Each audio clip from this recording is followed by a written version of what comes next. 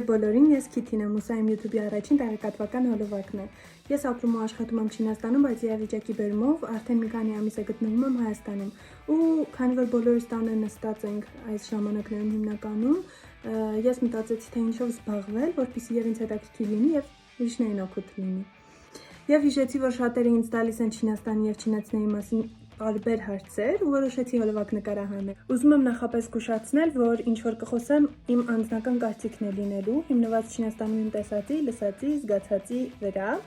եւ շատերի կարծիքին կարող է չհամապատասխանել, բայց ես շատ ուրախ կլինեմ, որ դուք էլ ձեր կարծիքը գրեք մեկնաբանություններում, ինձ համար շատ հետաքրքիր կլինի։ Այսպիսով սկսենք խոսել այսօրվա թեմայից 10 ամենահաճող տրվող հարցեր Չինաստանի մասին։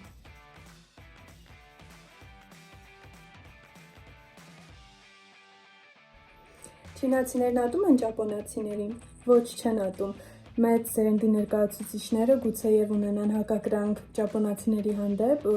պատմության մեջ եղած նախկին կոնֆլիկտի պատճառով, բայց նոր սերունդը լրիվ նորմալ է վերաբերվում։ Շատերը ճապոներեն են սովորում, ճապոնական ուտելիքներ են ուտում, ճապոնյան ճամփորդում եւ ոչ մի խնդիր չկա։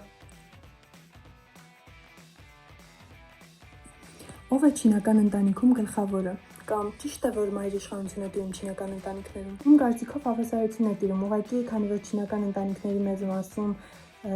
հիմնականում մոր մոտ է գումարը, այսինքն մայրն է տնօրինում, մայրն է պահում։ Դրա համար երևի նման կարծիք է ձևավորվել շատերի մոտ, որ Չինաստանում ընտանիքներում մայր իշխանություն է տիրում, բայց չկա նման բան։ Իսկապես չինացիները բարևելիս չեն գրկախառնվում, այո, ոչ միայն չեն գրկախառնվում, այլ նաև նույնիսկ իրար չեն կպնում հաճախ ու հայկական մշակույթի պաչիկով բարևը չկա Չինաստանում։ Օրինակ, եթե մոտենում են իրար, որ պիտի բարևեն, ծանոթ մարդիկ մոտենում այսպիսի արտահայտությամբ դեմքի, ու 1 մետր հեռավորության վրա կանգնելով այսպես են անում ու բարև են ասում։ Իսկապես չինացիները դեկտեմբերի 31-ին հունվարի 1-ին չեն նշում նոր տարին։ Այո, որովհետև իրենց նոր տարին ունեն ու ուրիշ օր են նշում, ես կասեի մի քանի օր են նշում։ Բայց շատ քաղաքների տարբեր հրապարակներում մարդիկ հավաքվում են դեկտեմբերի 31-ին ժամը 11-ից ու երբ պիտի արդեն 12-ը լինի, նրանք հետ հաշվարկ են անում ու սկսում են գոռալ, այդպես տոնում են նոր տարին։ Նրանք հիմնականում լինում են արտասահմանցիներ։ Ու նույնիսկ դեկտեմբերի 31-ը աշխատանքային օր է Չինաստանում։ Այսինքն, եթե շաբաթվա աշխատանքային օր է, ուրեմն աշխատանքային օր է, եթե երկուշաբթիից ուրբաթ է ընկնում։ Եվ միակ ոչ աշխատանքային օրը հունվարի 1-ն է։ Քան ժամանակ դեկտեմբերի 31-ին աշխատել եմ, իսկ հունվարի 1-ին ոչ։ Ինչու են չինացիները շատ սիրում սպիտակամորթներին ու ամեն ինչ անում սպիտակ մաշկ ունենալու համար։ Դա երևի հնուց է գալիս, որովհետև հին ժամանակներում սև թուխ մաշկ ունեին արևի տակ աշխատող քրիստոնյաները, իսկ բարձր խավը, թագավորական ընտանիքները ունեին շատ սպիտակ, գեղեցիկ մաշկ։ Դրա համար չինացիները սպիտակ մաշկը ասոցացնում են արիստոկրատիզմի հետ ու շատ են սիրում, իրենք էլ են ուզում սպիտակ մաշկ ունենալ։ Իրոք Facebook-ը չի աշխատում Չինաստանում, այո, եւ ոչ միայն Facebook-ը, այլ նաեւ WhatsApp, Instagram, Google, շատ այլ կայքեր չեն աշխատում, բայց VPN ծրագրի միջոցով բոլորից էլ կարող ես օգտվել։ Իսկապես 4 թիվը չեն սիրում չինացիները ու 4-րդ հարկ չկա շենքերում։ Այո, որովհետեւ 4 թիվը S արտասանվում է S, եւ այդպես է արտասանվում նաեւ մահ բառը չինարենով, մի քիչ այլ տոնայնությամբ։ Եվ չինացիները իրոք հավատում են, որ 4 թիվը անհաջողություն է բերում, հետևաբար շատ շենքերում 4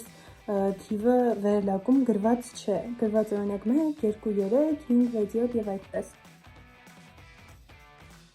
Շատ էին հարցնում նաև, թե իրոք շատ հեծանիվներ կան ամբողջ Չինաստանի փողոցներում եւ կարելի է դրանք րոպեավճարով օգտագործել,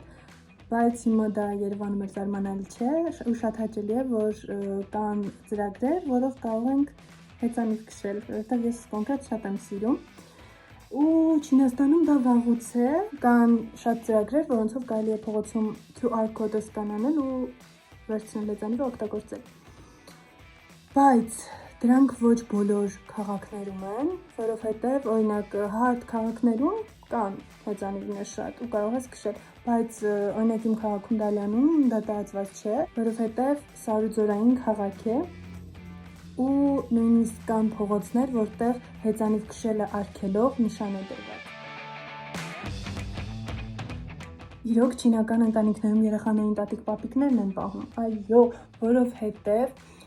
ծնողների մեծ մասը աշխատում է, այսինքն մայրն էլ հայրն էլ աշխատում են, դե տատիկ-պապիկներն էլ խնամում են թոռնիկներին։ Չինացիները երկար ժամանակով դեկրետ չեն վերցնում, երբ երեխա են ունենում, ու շատ շուտ են անցնում իրենց աշխատանքին, հետևաբար երեխաներին պահում են տատիկ-պապիկները։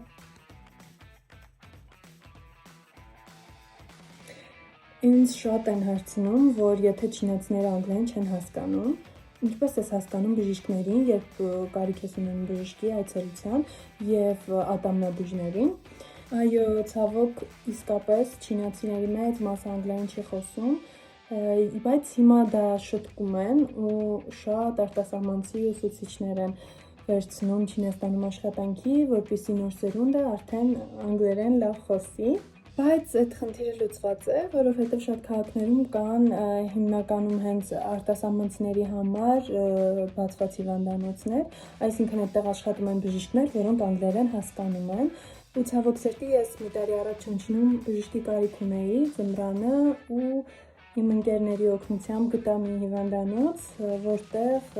անգլերեն խոսող բժիշկներ կային, ասեմ, որ այդ հիվանդանոցում համարյա էին խոսում անգլերեն, էլի լավ չէինք հասկանում իրար, բայց մի կերպ հասկանում էինք։ Իսկ ինչ վերաբերում է ատամնաբույժին, ես ատամնաբույժի կարիք նույնիսկ փոքր ժամանակվանից չեմ ունեցել։ Ես հիշում եմ, որ ես ու քույրիկս գնում էինք ատամնաբույժի մոտ, մեր ծնողները մեզ տանում էին, շատ փոքր էինք, ու ես միշտ լացելով էի գնում, իսկ քույրիկս խիզախորեն,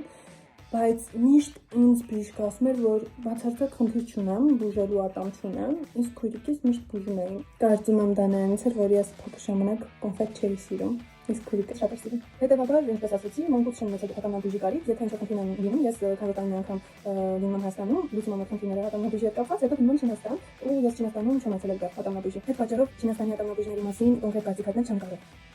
Դե ինչ, այսօր պատրաստել էի այսքանը, հուսամ իմ տեղեկատվական հոլովակը շատերիդ օգուտ տվեց եւ ստացաք ձեր հարցերի պատասխանները։ Ձեզ առողջություն եւ համբերություն եմ մաղթում, փորձեք մնալ տանը եւ զգույշ եղեք։